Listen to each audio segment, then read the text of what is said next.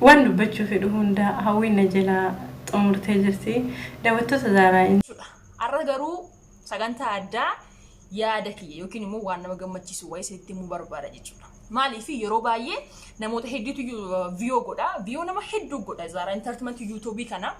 Kanaaf akkasii waa hubattanii barbaada jechuudha. Gabaabumatti kana jechuu barbaada.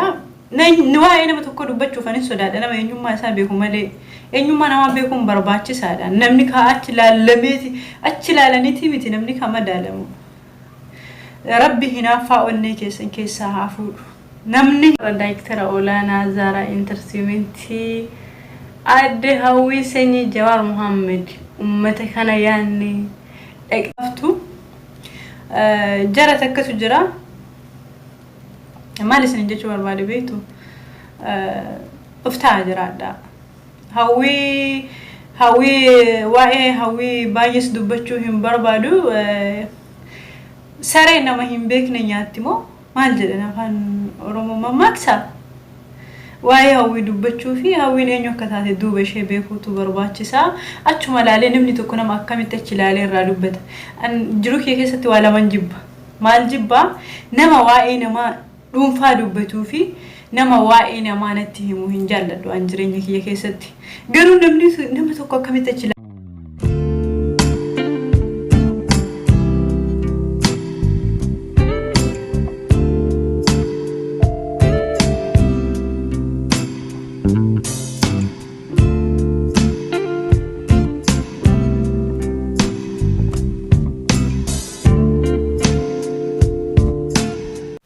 السلام عليكم ورحمة الله وبركاته. شلون هركبولي دعوتو Zaaraa Entertainment جرى جرتو نجيني كيسان بدأ أكم جايز فيا كيسني سنجلا بني جرى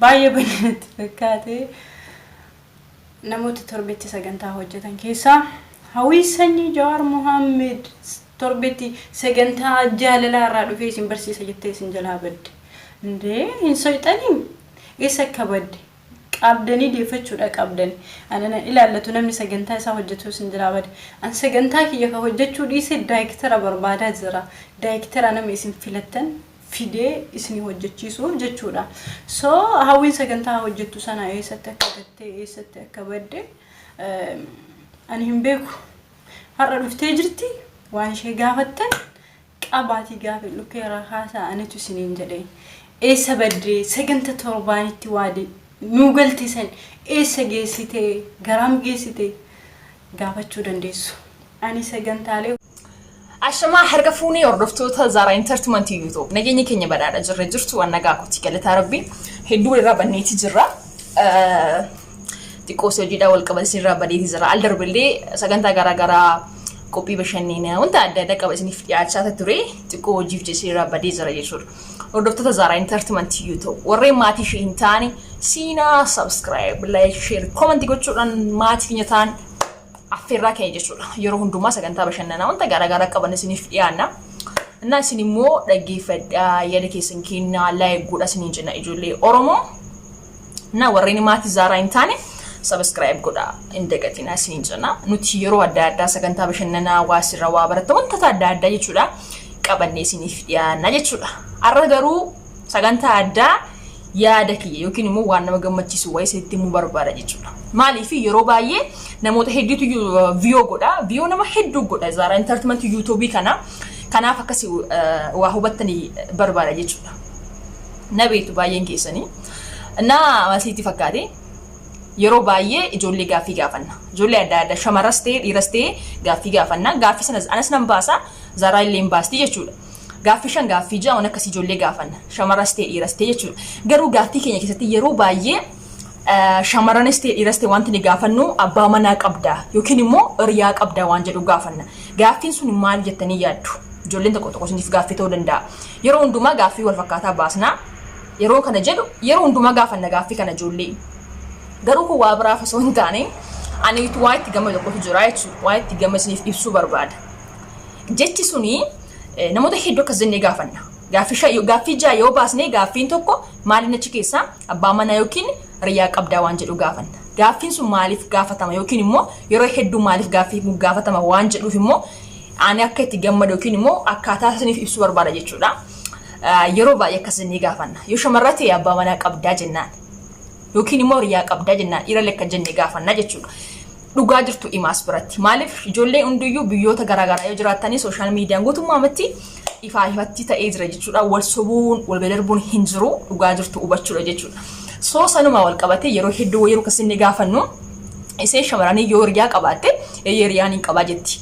Yookiin immoo abbaa manaa qabaatte abbaa manaa hin qabaa jetti. Akka jettis illee ijoollee hedduun himanii jiru yoo hordoftan yeroo hundaa ijoollee hedduu gaafanna jechuudha. Zaaraa intartimentii kanatti ijoollee Oromoo hedduu gaafannee ni jirra. Akkanuma wal qabatee as bukkeetti wanti nama gammachiisu maayini isee sobuu hin danda'amu jechuudha. Inni dhiiraallee inni gwaaddanyaa isheellee hin dhaggeeffata yookiin hin arga waan ta'eef sobuu hin danda'amu. Abbaa manaa qabda taanaan abbaa manaa qaba. Hiriyaa taanaan hiriyaan qaba. Osoo garuu ittiin gammanne yookiin osoo hin jaalanne garuu osoo qabduu hin qabaachuu dandeessi. Inni immoo gaafa sana waan arguuf waan dhaga'uuf maaliif akka jettee haasoftee jechuu danda'a. Ijoolleen keenya guutummaatti firii ta'anii warri hiriyaa qaban hiriyaan hin qabaa jedhanii deeffatu. Warri abbaa manaa yookiin warri dhiiraa yookiin gwaaddanyaa firiindii bakkee jechuudha. Yookiin immoo kan fuudhan jechuudha. Yoo qabaatan osoo sodaa tokko malee ofitti amanamummaadhaan jechuudha ibsatu yaada jaraa jechuudha. Kun maaliif kuni nama gammachiisa. As biratti tokko waa shakkiin hin jiru. Lammee namni kamiyyuu ofitti amanamummaadhumaan waan fedhe dubbataa jechuudha. Sadaffaan immoo ijoollee iseen dhiiraas itti gammadde gaafa ni dhiiraa eeyyee gwaaddanyaan qabaa jiru gwaaddanyaan sun itti gammaddee jechuudha.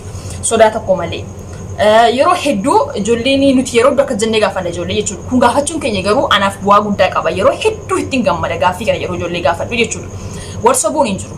Isinii galee amma tokko akkuma amma yoo shamarran Oromoo tokko gaaffii kana gaafannee osoo gwaaddanyaa qabdu gwaaddanyaa hin qabu yoo jettee gwaaddanyaa sun waan arguu fi gaafachuu danda'a. Maaliif sobdeessuu danda'a? Akkasii hin jaalanne yookiin akka dhimma irraa qabde ibsaa jechuudha. Garuu hamma ammaatti wanta akkasii nu hin mudanne ijoolleen dhugaa jirtu himti jechuudha. Ijoollee hedduun qabna jedhu gwaaddanyaa sun immoo bareeda wal sobuun hin jiru. Na biraallee deemee wajjin haasa'uu hin danda'u jechuudha. Sun immoo maal ibsaa?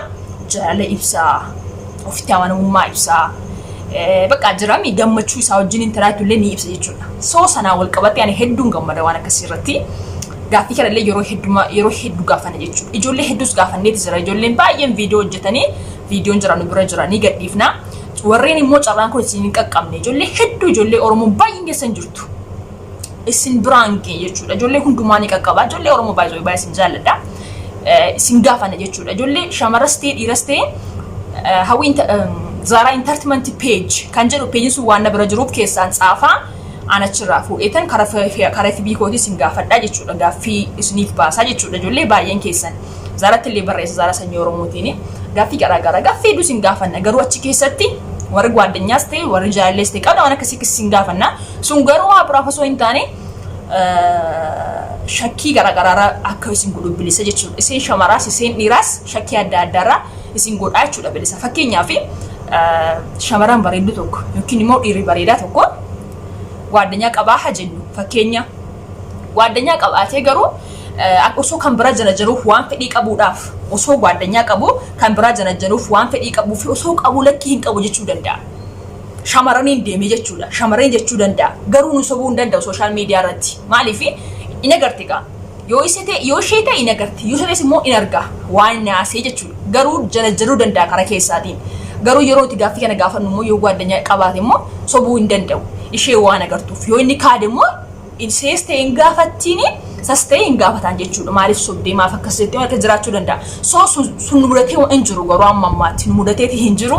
Na baay'ee dassadha. Ijoollee Oromoo na gammachiise baay'een keessanii dhugaadhaan dhuftee dubbattanii. Na kana ilaalatee ijoollee illee carraan kun isin hin qaqqabne ijoollee hedduun ni jirtani. Inna isin biraan geenyaa isin jechuu barbaada.